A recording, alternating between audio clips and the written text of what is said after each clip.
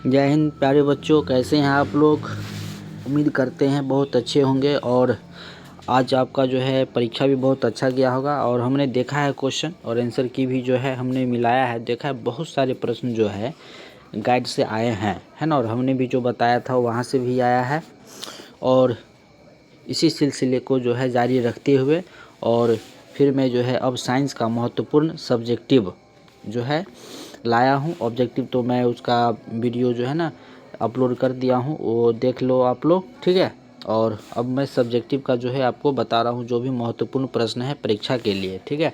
और यहाँ देखिए, बिहार बोर्ड परीक्षा के लिए महत्वपूर्ण लघु उत्तरीय और दीर्घ उत्तरीय प्रश्नों का भंडार है भाई, जो आपके बोर्ड परीक्षा में लगेगा, ठीक है। और अभी मैं बताऊंगा फिजिक्स का, किसका बताऊंगा, फिजिक्स का महत्वपूर्ण सब्जेक्टिव प्रश्न बताऊंगा, लघु उत्तरीय और दीर्घ उत्तरीय, ठीक है। तो आप लोग तैयार हो जाइए, ठीक है। और देखिए, और हम उत्तर साथे केवल प्रश्न बताएंगे, ठीक है। तो आपके पास जो नोटबुक होगा आप उससे मिला करके जो है ना तैयारी कर लीजिएगा। बस एक बार आप उसे देख लीजिएगा, ठीक है। ज़्यादा प्रश्न नहीं है, मात्र 14-15 एक बुक से प्रश्न है।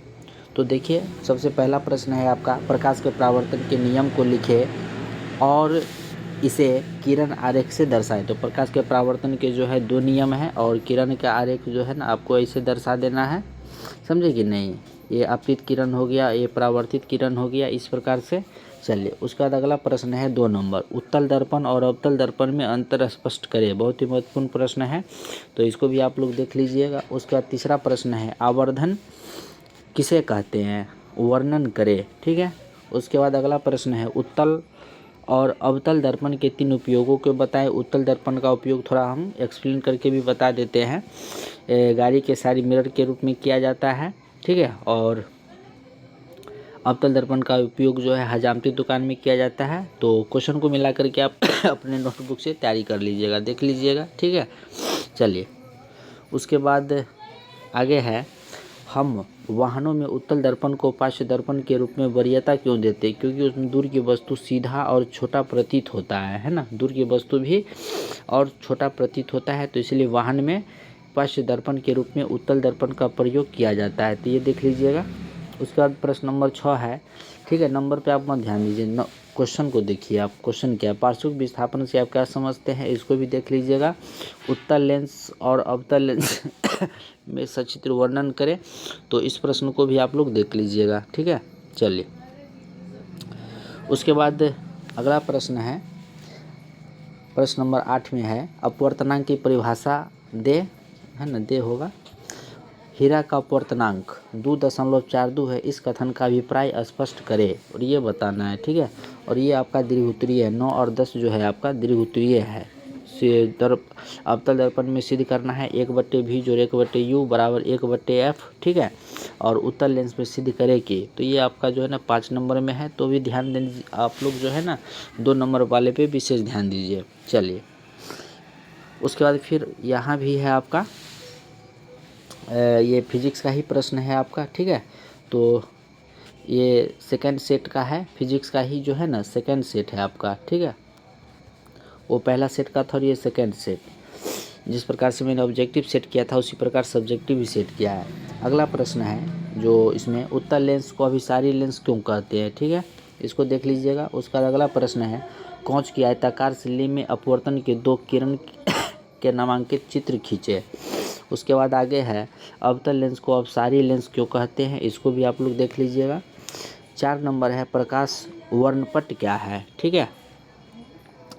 उसके बाद दोस्तों आगे है, नेत्र की संवेदन क्षमता से आप क्या समझते हैं। और जो है ऑफलाइन क्लास में पहले भी हम ये सब बता चुके हैं, VVI जो है लगा चुके हैं, ठीक है।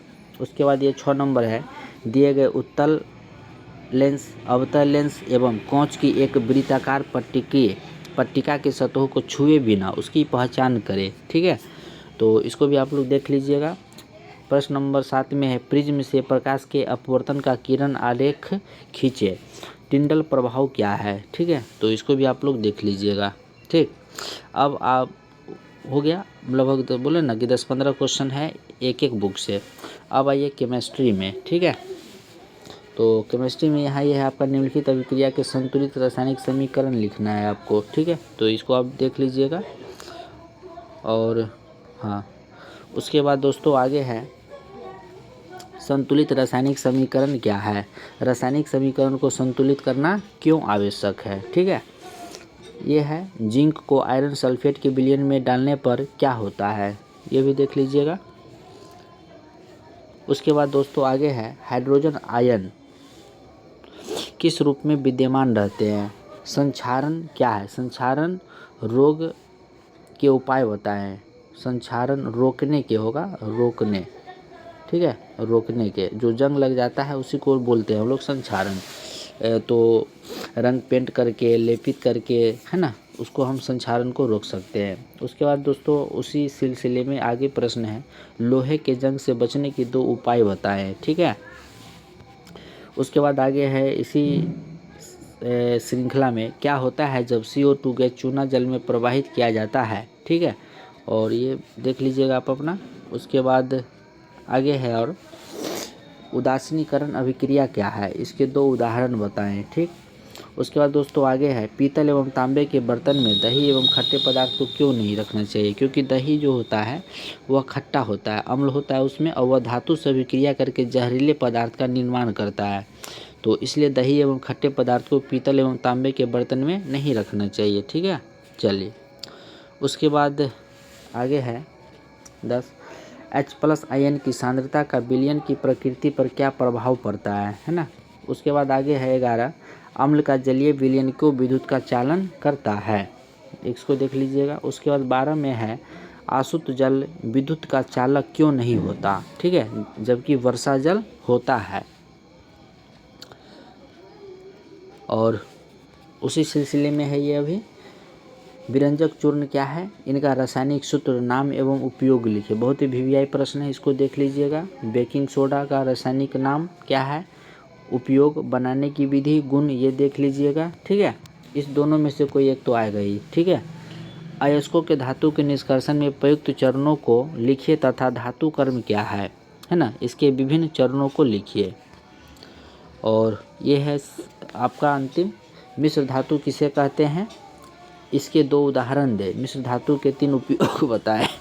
तो आप अपने नोटबुक से या जो भी गाइड है उससे मिला करके आप उसे पढ़ लीजिएगा। ठीक है, हम अलग से आंसर इसलिए नहीं दे रहे हैं क्योंकि आपने जो पढ़ा है तो उसको पढ़ना अभी आसान होगा, और हम जो नोट यहाँ देंगे तो इसमें क्या होगा आपको कि नया सिरे से रहेगा उत्तर, तो आपको परेशानी हो सकती है ना। तो इसलिए आप क्वेश्चन मिला करके उसको देख लीजिएगा। ठीक, चलिए उसके बाद आगे है प्लास्टर ऑफ पेरिस के निर्माण की विधि एवं उपयोग को लिखना है। ठीक है, उसी सिलसिले में ये वाला है। उसके बाद आगे आयोडीन युक्त नमक के उपयोग की सलाह क्यों दी जाती है ना। उसके बाद आगे है आघात, चलिए इसको छोड़िए। तन्यता से आप क्या समझ, तन्यता जैसे सोना होता है उसको पीट पीट करके क्या होता है, लंबा तार बना देता है, उसी को हम तन्यता कहते हैं। एल्युमिनियम अत्यंत क्रियाशील धातु है, फिर भी इसका प्रयोग खाना बनाने वाले बर्तन में क्यों किया जाता है। ठीक है, इसको भी देख लीजिएगा आप लोग। उसके बाद है जिंक को आयरन सल्फेट के विलयन में डालने से क्या होता है, अभिक्रिया का रासायनिक समीकरण लिखे। एनोडीकरण होगा यहाँ पे। ठीक है, ध्यान दीजिएगा, एनोडीकरण क्या है समझाएं।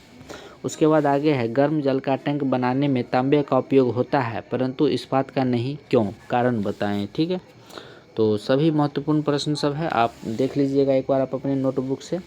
उभयधर्मी ऑक्साइड क्या है, अम्ल तथा क्षार के साथ एल्युमिनियम ऑक्साइड किस अभिक्रिया किस प्रकार अभिक्रिया करता है। ठीक है, उसके बाद आगे है संयोजकता से आप क्या समझते हैं। ठीक, जल की अनुपस्थिति में अम्ल का व्यवहार अम्लीय क्यों नहीं होता है। ठीक है, और उसके बाद फिर आगे है ये 5 नंबर में है समजातीय श्रेणी क्या है, उदाहरण देकर समझाएं। ठीक है, समजातीय श्रेणी क्या है, ये वही सेम टू सेम है, और ये दोनों भी देख लीजिएगा। ठीक है, लेकिन इससे जो यहाँ तक आप विशेष रूप से देखिए, इससे पहले का जो भी मैंने प्रश्न बताया इस सब को देख लीजिएगा आप। ठीक, चलिए अब आइए अंतिम बायोलॉजी में, और रहा अभी तक फिजिक्स और केमिस्ट्री, अब बायोलॉजी का। तो सबसे महत्वपूर्ण प्रश्न जो बार बार पूछा जाता है, प्रकाश संश्लेषण क्या है, इस क्रिया का रासायनिक समीकरण लिखे। उसके बाद नेक्स्ट है हमारे आमाशय में अम्ल की क्या भूमिका है। ठीक, उसके बाद शोषण और स्वच्छवास में क्या अंतर है, उसके बाद नेक्स्ट है पित्त क्या है, मनुष्य के पाचन तंत्र में इसका क्या महत्व है। ठीक है। उसके बाद दोस्तों आगे है दीर्घ रोम क्या है, इसके कार्य लिखे, किण्वन किस प्रकार का श्वसन है, यह कहाँ होता है। और यह भी बहुत महत्वपूर्ण प्रश्न है, मछली, मच्छर, केचुआ और मनुष्य के मुख्य श्वसन अंगों के नाम लिखे, है ना। उसके बाद नेक्स्ट है वायवीय और अवायवीय श्वसन में अंतर स्पष्ट करें। एक प्रयोग द्वारा दर्शाए कि प्रकाश संश्लेषण के लिए क्लोरोफिल आवश्यक है, इसको भी देख लीजिएगा। उसके बाद आगे है मनुष्य में आहार नाल का स्वच्छ नामांकित चित्र बनाइए। ठीक है। तो इन सब को आप जो है ना देख लीजिएगा, लगभग अब हो ही गया है, हाँ अब अंतिम ही है। उसके बाद दोस्तों आगे है रक्त और लसिका में अंतर स्पष्ट करें। नेक्स्ट है पादप में जल और खनिज लवण का वहन कैसे होता है। लसिका क्या है, इसके कार्य का वर्णन करना है। पादप में भोजन का स्थानांतरण कैसे होता है ना। पौधों में गैसों का आदान प्रदान कैसे होता है। तो इन सभी प्रश्नों को आप लोग देख लेना, बहुत ही आसान तरीका से आप लोग इसको लिखिएगा अपनी भाषा में, है ना। जहाँ तक जो अब याद है केवल आप उसको एक बार देख लीजिएगा कि अब हमको लिखना कैसे है। रक्त क्या है, इसका कौन सा घटक गैसीय परिवहन में सहायक है। उसके बाद नेक्स्ट है उत्सर्जन की परिभाषा दे। उत्सर्जी पदार्थ क्या है। प्रत्यवर्ती क्रिया एवं प्रतिवर्ती चाप में क्या अंतर है। नेक्स्ट है अमीबा में पोषण की प्रक्रिया को चित्र के साथ दर्शाएं, है ना। अमीबा में तो बहुत ही अमीबा इसका चूँकि अनेक आकार होता है तो हम आपको बता देते हैं थोड़ा, है ना। तो इसका निश्चित आकार होता है, इसी प्रकार से आगे जा कर के फिर ये ऐसे बनाता है, यहाँ भोजन आ जाता है और खा लेता है। ठीक है। तो इस प्रकार से आप बना के सकते हो, कोई दिक्कत नहीं है। उसके बाद बस हो गया। अमीबा में पोषण की प्रक्रिया को चित्र के साथ दर्शाया भी बताए हैं। मानव श्वसन तंत्र का नामांकित चित्र खींचिए एवं उनके कार्यों का वर्णन करें। ठीक है। तो इन सभी प्रश्नों को आप देख लेना, बहुत ही महत्वपूर्ण प्रश्न सब है और ऑब्जेक्टिव का बता ही दिए हैं, उन सब को आप लोग देख लीजिएगा। ये सब्जेक्टिव भी आप लोगों को हम बता दिए, सबको आप लोग जो है एक बार देख लीजिएगा। ठीक है। और पेज खाली नहीं छोड़िएगा आप लोग, है ना। आप लोग 365 दिन पढ़े हैं, है ना। और 365 दिन जो पढ़े हैं आप, तो क्या आप उसका 3 घंटा में जवाब नहीं दे सकते, कंटिन्यू नहीं लिख सकते हैं। तो पेज को खाली नहीं छोड़िएगा आप लोग। ठीक है। आप लोगों से गुजारिश है कि पेज को खाली नहीं छोड़िएगा, साफ सुथरा कॉपी लिखिएगा, है ना। घस घुस ज़्यादा नहीं करिएगा। ठीक है। और OMR शीट को अच्छे ढंग से भरिएगा ताकि आगे फिर कोई दिक्कत नहीं हो, समझ गए। मिला करके आप प्रश्नों का उत्तर देंगे। ठीक है। अब ये नहीं कि अब जो है केमिस्ट्री का प्रश्न है तो उसमें बायोलॉजी का नंबर दे करके, सीरियल नंबर देना नहीं भूलिएगा और पेज खाली नहीं छोड़िएगा। ठीक है। और ज़रूर है कि 2 नंबर है तो आधो नंबर दिया, अगर 10 गो बनाए तो 5 नंबर आ गया, है ना। और परीक्षा में 1-1 नंबर का महत्व होता है, सभी लोग जानते हैं। ठीक है। तो इन सब चीज़ों को देख लीजिए और जाइए, कोई दिक्कत नहीं है। और सकारात्मक सोच के साथ जाइए कि भाई जो हम पढ़ के आए हैं वो आए। ठीक है। जय हिंद, जय बिहार के छात्रों।